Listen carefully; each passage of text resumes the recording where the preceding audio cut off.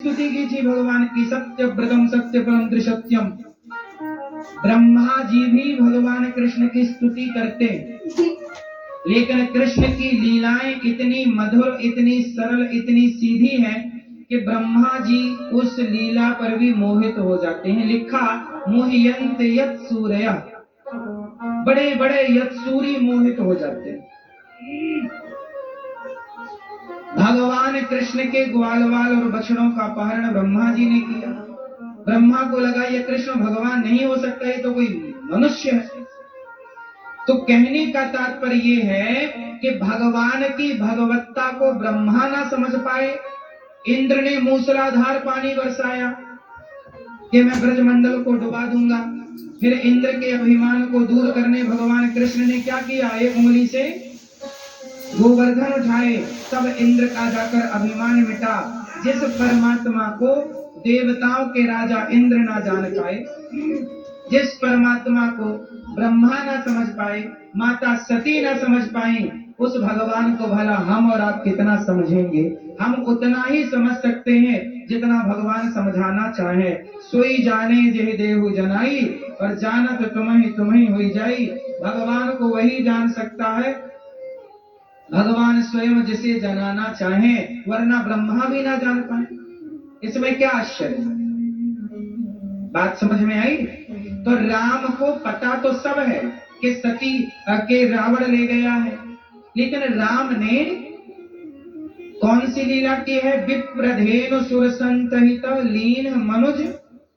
राम जी मनुष्य बनकर आए हैं, तो मनुष्यों की लीला कर रहे हैं। इसलिए राम जी सीता मां को जब रावण ले गया ना, तो राम जी ने कोई एक्शन नहीं लिया।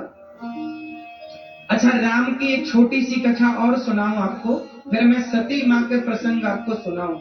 राम कौन है? मैं राम की भगवत्ता का एक छोटा सा वर्णन जो तुलसीदास जी ने किया है उसका वर्णन कर दो। बहुत ध्यान से छोटी सी कथा सुनना, कुछ सवाल पूछूंगा, उत्तर देना ठीक ठीक। क्यों मैया? मैया मैया सुनो, उत्तर देना।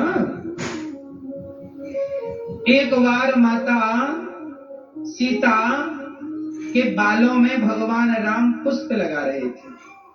क्या लगा रहे हैं? माता सीता के बालों में राम जी पुष्प लगाकर आज मां भगवती सीता का श्रृंगार राम जी कर रहे हैं। किससे?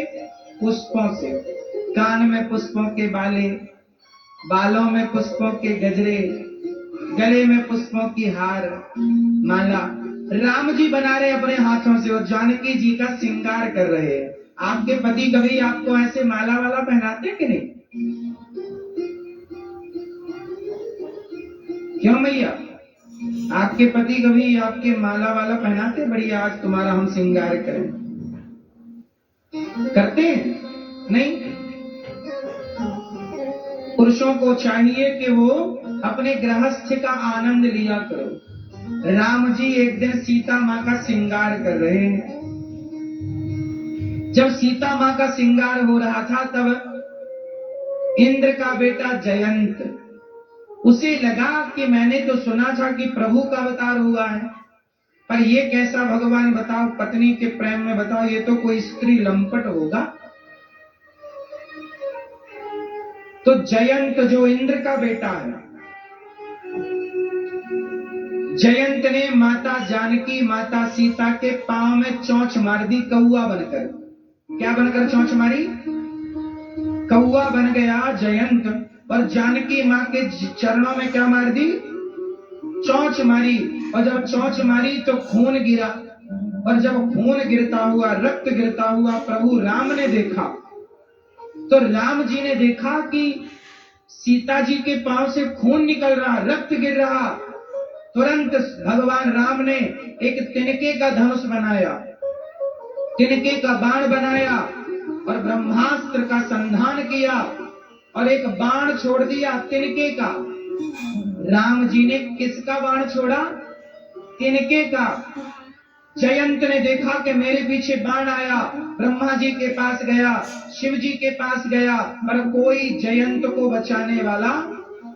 जरा सोचिए कि जयंत ने तो माता सीता के पांव में क्या मारी, जोर से चोंच मारी, तो जयंत को बचाने वाला त्रैलोक्य में कोई ना मिला। तब नारद जी के चरणों में पड़ा। तब नारद जी ने कहा, जिसका अपराध हुआ है वही आपकी रक्षा करेंगे। अपराध किसका था? माता जानकी का। और माता जानकी भगवान की भक्त है। भगवान कहते हैं कि तुम मेरा अपराध करोगे तो मैं क्षमा कर दूंगा, पर मेरे भक्तों का अपराध करोगे मैं कदापि तुम्हें क्षमा नहीं करूंगा।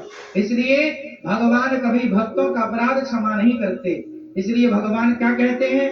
अहम भक्त पराधीन, मैं भक्तों के अधीन हूं। अच्छा एक बात बताओ, जयंत जब चरणों में गिरा तो जानकी माँ ने कहा, पुत्र है प्रभु क्षमा करो। भगवान ने क्षमा किया। अब ये मुझे आप लोग बताओ कि जयंत ने पांव में चोंच मारी सीता माँ के, और रावण ने सीता माँ को चुरा लिया। अब जयंत और रावण दोनों का अपराध देखा जाए तो बड़ा अपराधी कौन है, जयंत या रावण? अपराध ज्यादा किसने किया है? चोंच मारकर जयंत ने अपराध किया या सीता माँ को चुराकर रावण ने अपराध किया? ज्यादा बड़ा अपराधी कौन है, हम ये पूछ रहे हैं। बोलो, बड़ा अपराधी कौन? जोर से। हाँ, अपराध किसका बड़ा है? हाँ, रावण का अपराध बड़ा है, क्योंकि रावण पूरी पूरी सीता माँ को चुरा ले गया। जयंत ने तो केवल चोंच मारी ना पांव में। तो जयंत ने केवल चोंच मारी थी, तो राम ने ब्रह्मास्त्र लगा दिया पीछे। तो रावण जब सीता माँ को चुरा कर ले गया तो राम जी एक बाण रावण के पीछे भी तो लगा सकते थे। जयंत के पीछे राम ने बाण लगाया तो रावण के पीछे एक बाण नहीं भेज सकते थे? रावण को तभी राम जी मार देते एक बाण से। बताओ, तुरंत राम जी रावण को मार सकते थे कि नहीं? उत्तर दो, क्यों नहीं मारे?